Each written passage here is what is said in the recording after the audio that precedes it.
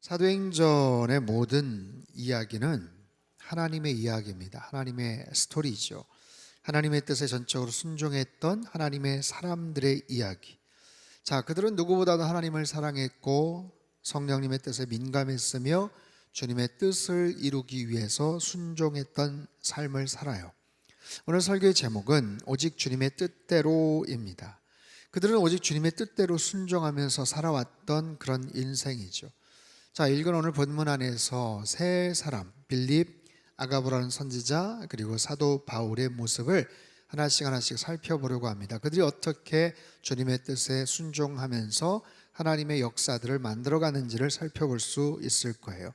첫 번째는 빌립 집사와 바울의 만남에 대한 이야기입니다.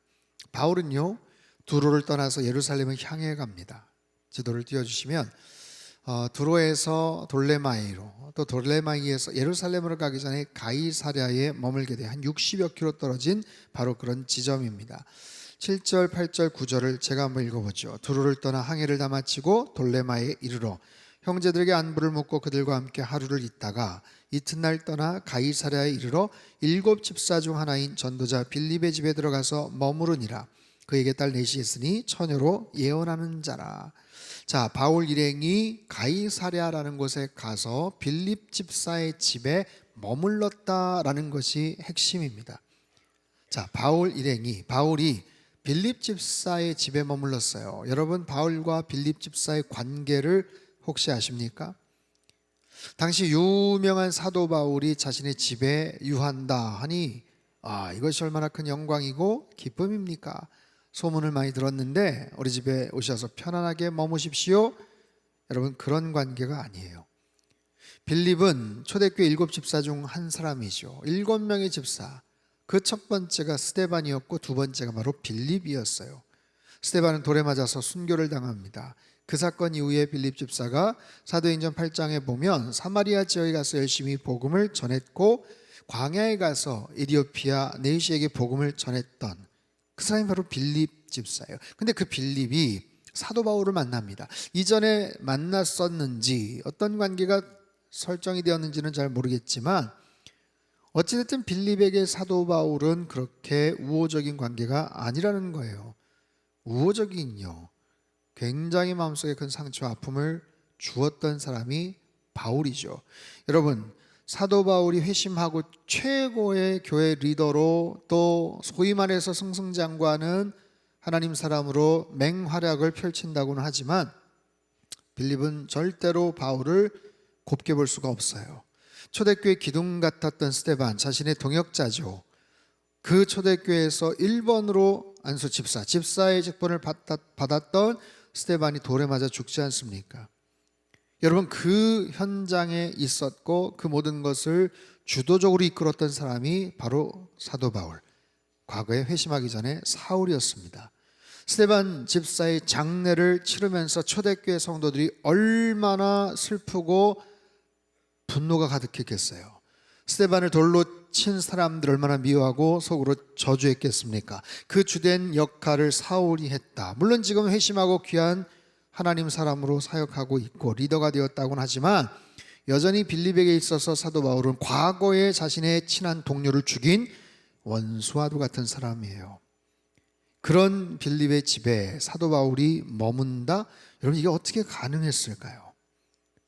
에티오피아 내시를 개종시켰던 사건, 그리고 사도행전 9장에 바울 사도가 회심한 사건, 다메섹 도상에서의 체험, 거의 비슷한 시기입니다. 지금 이 사건으로부터 약 20여 년 전의 이야기예요. 20년, 길다면 길고 짧다면 짧을 수 있는 시간입니다. 시간이 흘렀기 때문에 용서가 되는가? 여러분, 그렇습니까? 시간이 지나면 자연스럽게 용서가 됩니까? 기억이 가물가물해질 수는 있겠지만 아무리 시간이 지나도 용서할 수 없는 일들, 마음에 결국에는 품을 수 없는 사람들이 있게 마련이에요. 그런데도 두 사람의 만남이 가능할 수 있었던 것은 둘 다 성령의 사람이었기 때문이다라는 거예요.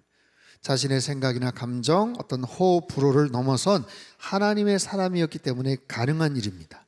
그들이 하나님의 사람이 아니라면, 그들이 성령의 사람이 아니라면 오늘 설교 제목처럼 우선적으로 오직 주님의 뜻을 최우선으로 생각하지 않았다면 어떻게 만날 수가 있겠습니까? 사랑하는 성도 여러분, 여러분 하나님의 사람으로 살아가시길 주님의 이름으로 축복합니다. 성령의 사람으로, 하나님의 사람으로 성령님의 뜻에 순종하여서 사람들을 이해하고 포용하고 용납하고 받아들일 줄 아는 보다 더 넉넉한 품을 지닌 그런 사람이 되시기를 바라요. 자, 가정을 해보는 거예요. 상상을 해보는 거예요. 만약에 빌립이 바울을 용서하지 않았다, 그를 끝까지 배척했다, 다른 사람 몰라도 저 인간은 절대로 안 된다, 내가 받아들일 수 없다, 요즘 뭐 유명한 것 같은데, 소위 말해 잘 나가는 것 같은데 다른 사람은 어떨지 몰라도 나는 절대로 용납할 수 없다, 그랬으면 관계는 깨어지는 겁니다. 두 사람 만날 수가 없어요. 어떤 교류도 할 수가 없습니다. 그렇다면 어떤 일들이 벌어지는가? 빌립이 만약에 바울을 밀쳐냈다면, 그래서 만약에 교제를 하지 못했다면 바울뿐만이 아니에요. 바울의 최측근인 의사 누가도, 또 디모데도, 디도도, 다른 여러 바울 사도의 제자들도 빌립과 교류할 수가 없었겠죠. 여러분, 빌립과 바울의 만남이 중요하듯이 빌립과 의사 누가와의 만남은 대단히 중요합니다. 왜냐하면 누가가 사도행전을 기록을 하죠.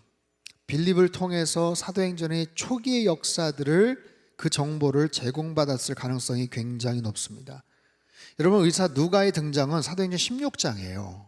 사도행전 중간이죠. 그때부터 그림자처럼 동행하면서 모든 경험을, 그리고 기록을 남기게 됩니다. 그렇다면 그 이전의 사건에 대해서는 어디서 들었겠죠. 누군가에게 들었겠죠. 바울 사도에게 들었겠죠. 근데 바울 사도도 9장에서 회심을 하거든요. 그럼 그 이전의 내용들은 몰라요. 초대교회가 어떻게 탄생했는지, 오순절 마가의 다락방에 어떤 일들이 있었는지, 우리가 알고 있는 사도행전 2장의 그 사건을 의사 누가가 기록하는데 자기는 그 현장에 없었어요. 직접 누구와 경험했던 사람들 통해서 들은 거죠. 교회가 어떻게 탄생을 했고 어떻게 부흥을 했고, 심지어는 스데반 집사가 순교를 당할 때 그 초대교회에서 어떤 슬픔과 분노가 있었는지, 스데반 집사의 가족들이 있었다면 그 아내는, 그 자녀들은 어떤 상태였었는지를 누구보다도 정확하게 기억하는 사람이 누구다? 빌립이에요. 빌립. 그렇기 때문에 그 빌립을 통해서 굉장히 중요한 내용들을 제공받을 수가 있는 거죠. 자, 사랑하는 성도 여러분, 우리 삶 속에서 수많은 사람들을 만나고 여러 가지 관계들을 맺고 살아갑니다. 어떤 관계를 맺느냐, 어떤 사람과의 관계를 이어가느냐, 거기에는 끊어야 될 관계가 있고요, 거기에는 계속 이어가야 될 관계가 있어요. 끊어서는 안 되는 그런 관계도 있죠. 과거의 여러 가지 감정들, 복잡한 갈등들, 오해들, 그래서 만약에 품지 않고 끌어안지를 못했다면 이런 여러 가지 이유로 더 확장될 수 있었던 하나님의 뜻이 거기에서 중단될 수도 있는 것, 나를 통해서, 나의 삶을 통해서 그냥 거기서 끝쳐질 수 있음을 여러분 기억하셔야 돼요. 내가 어떤 상황에서 하나님의 뜻을 연결시키는 것도 의미가 있고 정말 중요하지만, 나의 불순종과 나의 감정의 어떻게 보면 결여를 통해서 거기에서 그냥 연결고리가 끊어질 수도 있더라라는 거예요. 물론 하나님은 다른 사람을 통해서 하나님의 일을 행하시겠지만 그래요. 여러분, 그런 겁니다. 성령의 사람이란 오직 하나님의 뜻을 최우선으로 생각하며 살아가는 사람이에요. 자신의 경험, 감정, 생각, 호불호, 이 모든 것들을 다 내려놓고 다 뒤로 한 채 하나님이 무엇을 가장 기뻐하실까, 하나님이 가장 우선시하는 것들을 최우선으로 생각하는 바로 그런 사람. 빌립은 그렇게 살아왔어요. 사도행전 8장에서 그렇게 부흥하고 있는 사마리아 성읍에서의 그 사역을 뒤로 한 채 광야로 가서 에티오피아 내시에게 복음을 전했고, 그 사역을 통해서 한 지역과 나라를 엄청나게 변화를 시킬 수 있었던 것처럼 빌립은 여전히 성령의 사람이고 주님의 뜻대로 순종하면서 살던 사람. 하나님이 그 가정에 복을 주셔요. 그 자녀들에게 복을 주셔요. 그 딸들도 그 아버지처럼 신실한 믿음의 사람, 영적인 사람, 예언하는 사람, 하나님의 사람으로 사역을 합니다. 여러분, 그런 겁니다. 말씀 따라 살아가시고 성령 따라 살아가는, 순종하는 사람들 되시기를 바랍니다. 그럴 때 우리에게 마음의 평강도 주시고 관계의 지평도 넓혀주시고 특별히 자녀들 잘 되는 축복도 허락해 주실 줄로 믿습니다. 자, 두 번째 부분은요, 아가보 선지자의 예언에 대한 이야기예요. 가이사랴에 머물던 바울 일행이 한 사람을 만나요. 아가보라는 유명한 선지자입니다. 예루살렘에서 그곳까지 왔어요. 10절 11절 같이 읽죠. 시작. 여러 날 머물러 있더니 아가보라 하는 한 선지자가 유대로부터 내려와 우리에게 와서 바울의 띠를 가져다가 자기 수족을 잡아매고 말하기를 성령이 말씀하시되 예루살렘에서 유대인들이 이같이 이 띠 임자를 결박하여 이방인의 손에 넘겨주리라 하거늘. 자, 예언자인데 선지자인데 아주 특이한 예언을 합니다. 여러분, 아가보는 처음 등장이 아니에요. 사도행전 11장에 먼저 등장을 했던 적이 있어요. 안디옥 교회에 와서 온 천하에 큰 흉년이 될 것이다 라는 예언을 했던 사람이에요. 사도행전 11장 27절 28절도 같이 읽습니다. 시작. 그때 선지자들이 안디옥에 이르니 그 중에 아가보라 하는 한 사람이 일어나 성령으로 말하되 천하에 큰 흉년이 들리라 하더니 클라우디오 때에 그렇게 되니라. 클라우디오스 황제 통치 기간에 극심한 기근이 있었거든요. 그것을 정확하게 예언을 했던 사람이에요. 이 사람은 누가복음 10장에 언급된 70명 제자 중에 한 사람이었고 오순절 마가의 다락방 그 현장에도 있었을 것이다라고 추정이 됩니다. 근데 이 사람이 바울 사도의 옷에서 띠를 가져다가 자기의 손과 발을 묶는 희한한 퍼포먼스를 합니다. 그러면서 예언을 합니다. 지금 성령님이 말씀하시는데 이 띠의 임자가 예루살렘에 가면 결박당할 것이다. 그리고 이방인의 손에 넘겨질 것이다. 아주 구체적인 특별한 예언을 하죠. 선지자라면, 예언자라면 말로써 보통 선지자의 역할을 하는데 이렇게 특별한 행동으로 하는 경우들이 구약시대에도 있었어요. 열왕기상 11장에 보면 선지자 아히야가 솔로몬 왕국이 앞으로 분열될 것이다.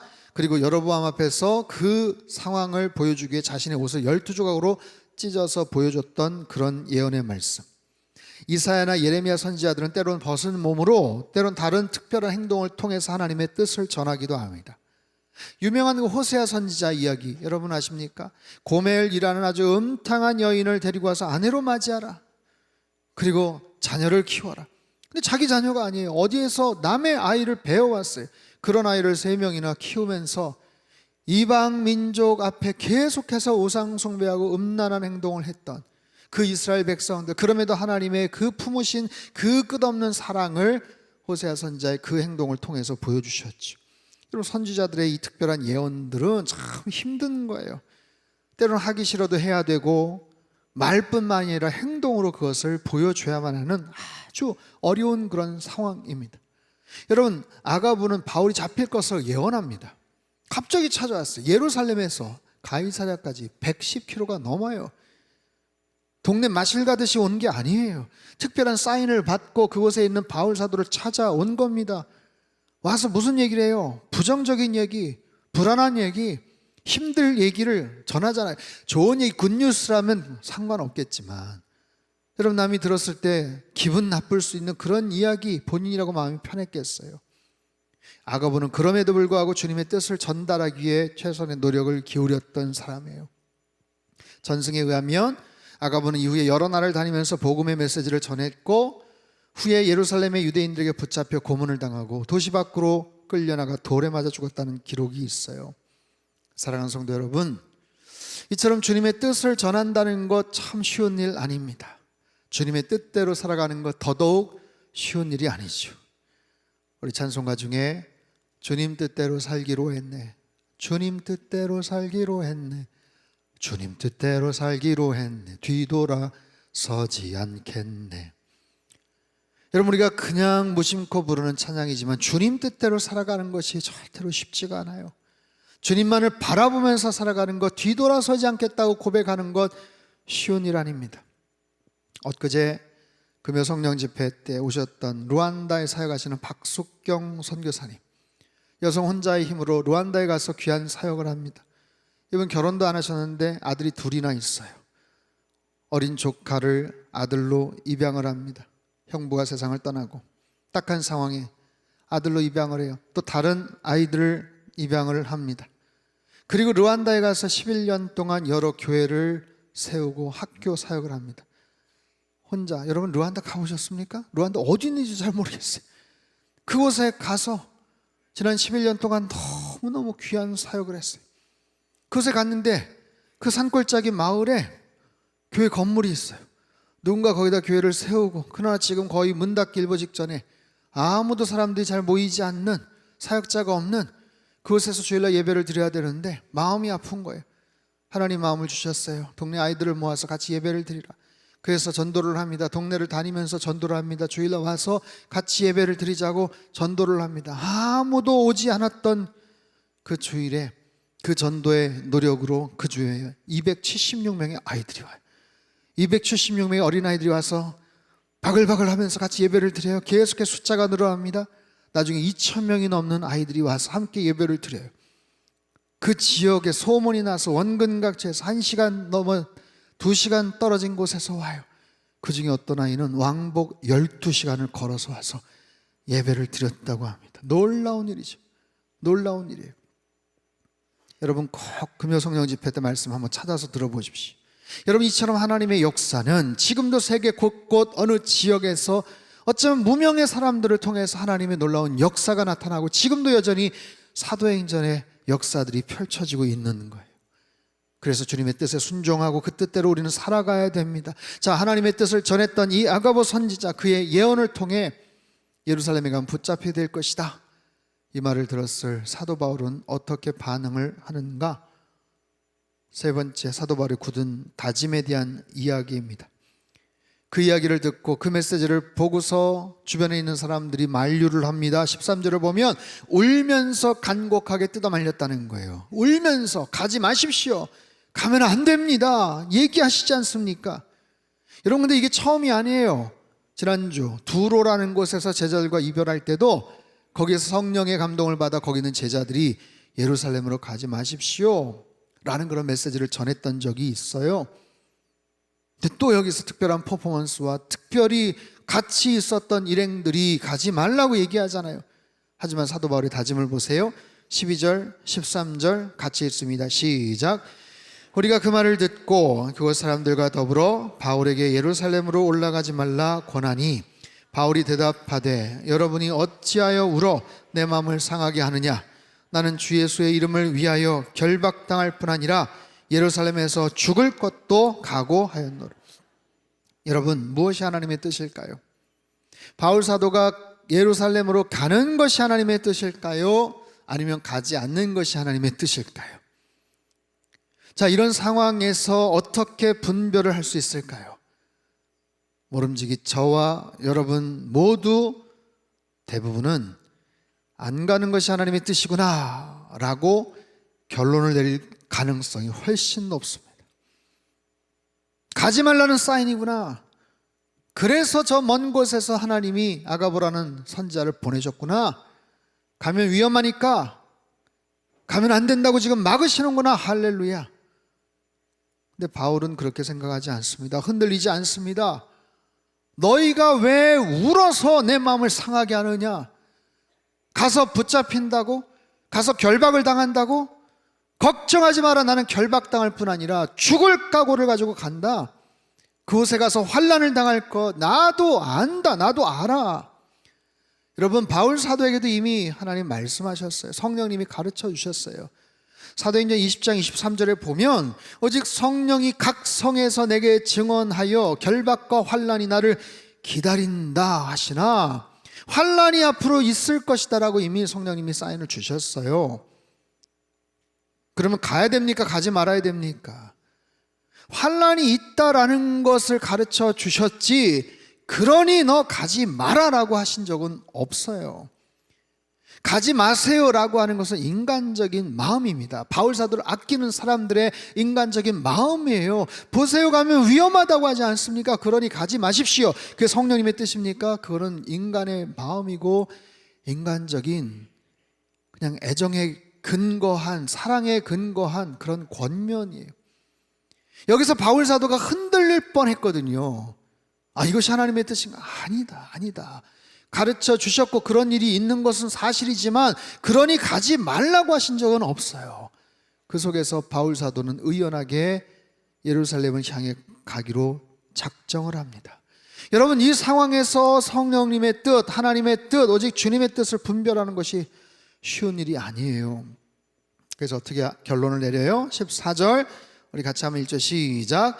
그가 권함을 받지 아니하므로 우리가 주의 뜻대로 이루어지이다 하고 그쳤노라. 뭘 그쳐요? 권면을 그쳤다는 거죠. 주의 뜻대로 이루어지다. 주의 뜻대로 이루어지다. 한번 따라해 볼까요? 주의 뜻대로 이루어지이다. 바울 사도와 지금 거기 있는 함께 있는 동료들도 다 내려놓습니다. 자신의 생각, 감정, 지금 보여진 여러 예언적 행동에 대한 해석, 이 모든 것 다 내려놓고 뒤로 하고 최우선으로 주님의 뜻을 우선시합니다. 주님의 뜻이 이루어지기를 원합니다.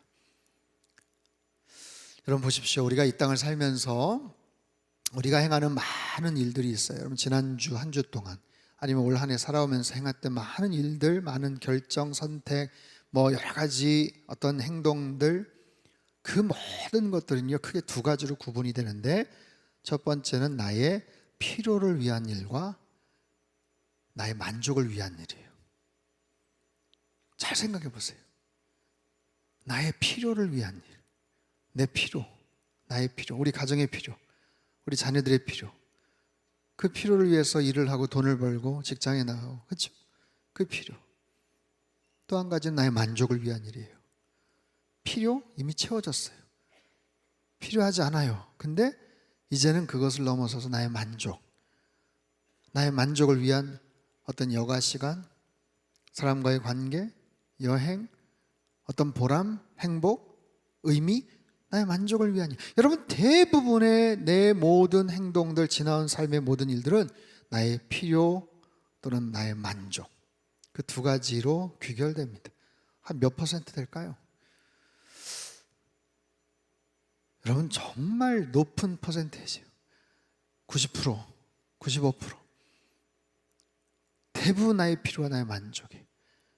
근데 그 속에서 나의 필요와 나의 만족과 상관이 없는 주님의 뜻을 위한 일을 한다? 얼마나 될까요?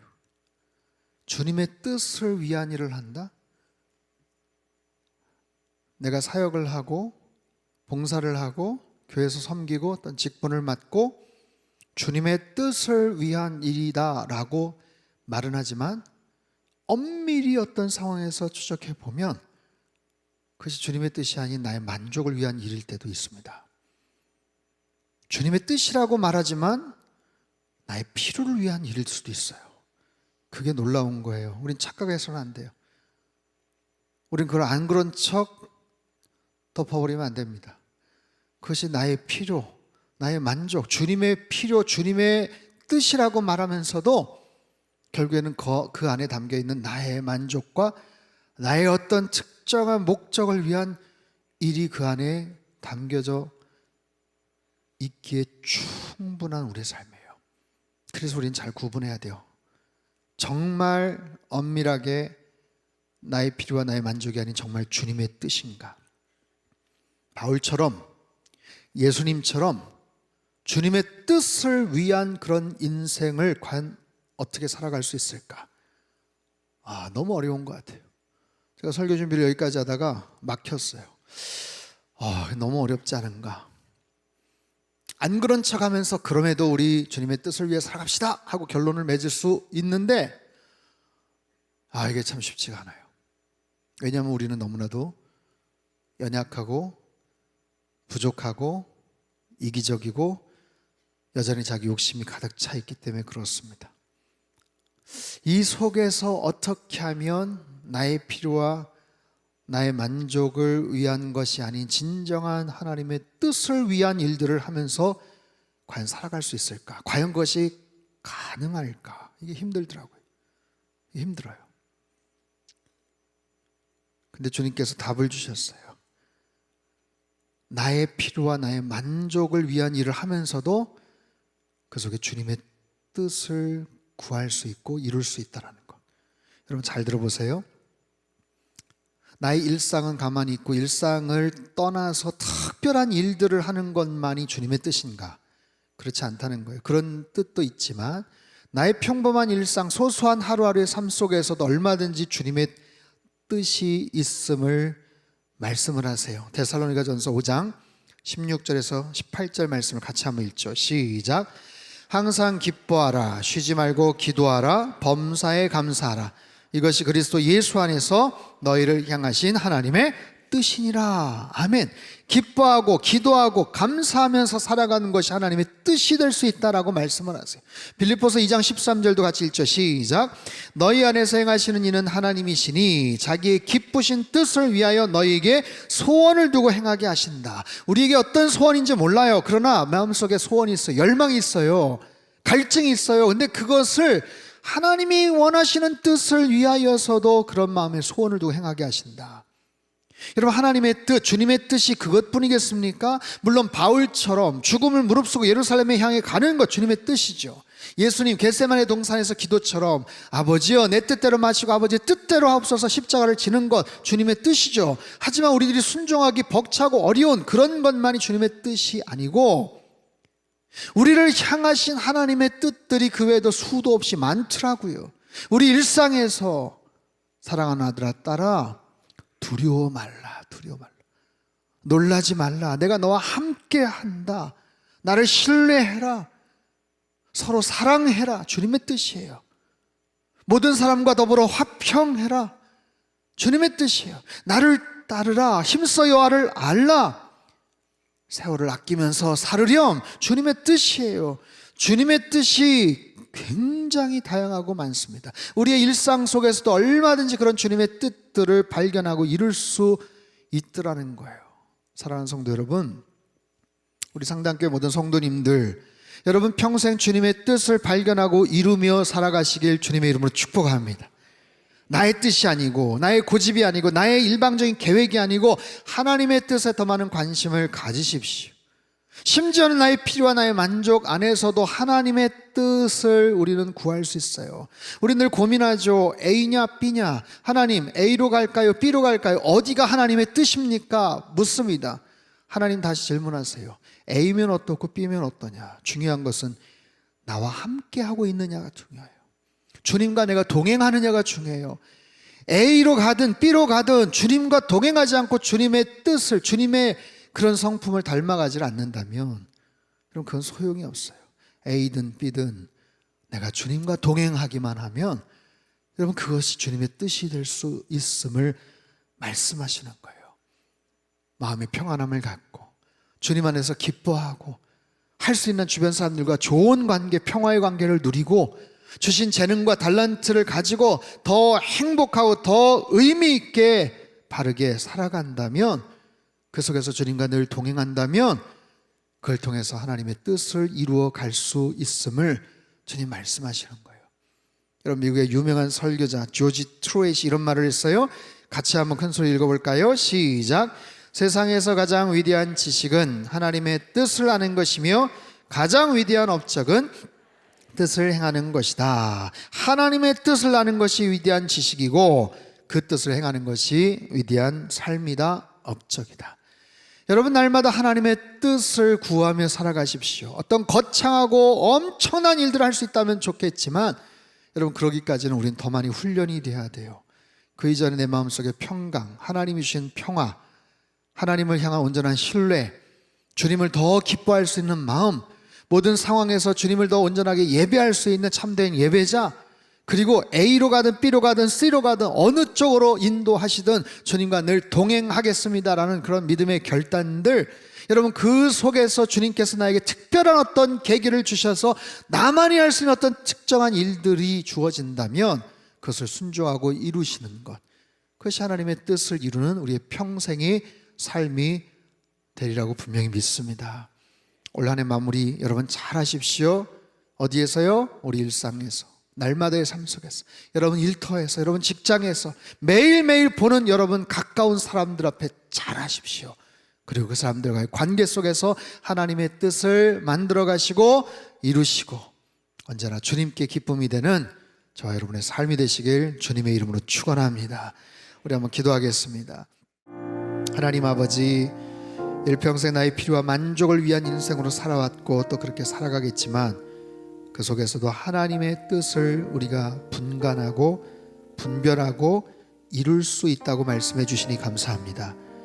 주님과 늘 동행하게 하시고 감사하게 하시고 기쁨으로 주님을 찬양하게 하시고 하늘의 평강 속에서 주변 사람들과 늘 화평함을 누리며 살게 하여 주옵소서. 그 과정 가운데 주님을 더 신뢰하게 하시고 더 구체적인 순종의 삶을 살아갈 때 아주 특별하게 바울이나 빌립, 아가보 선지자처럼 하나님이 주신 특별한 하나님의 뜻도 이루며 살게 될 줄 믿습니다. 올해 남은 한 해 마무리 잘 감당하게 하시고 일평생 주님의 뜻을 구하며 그 뜻을 이루는 하나님의 사람들 되게 축복하여 주옵소서. 귀하신 예수님의 이름으로 기도합나이다. 아멘.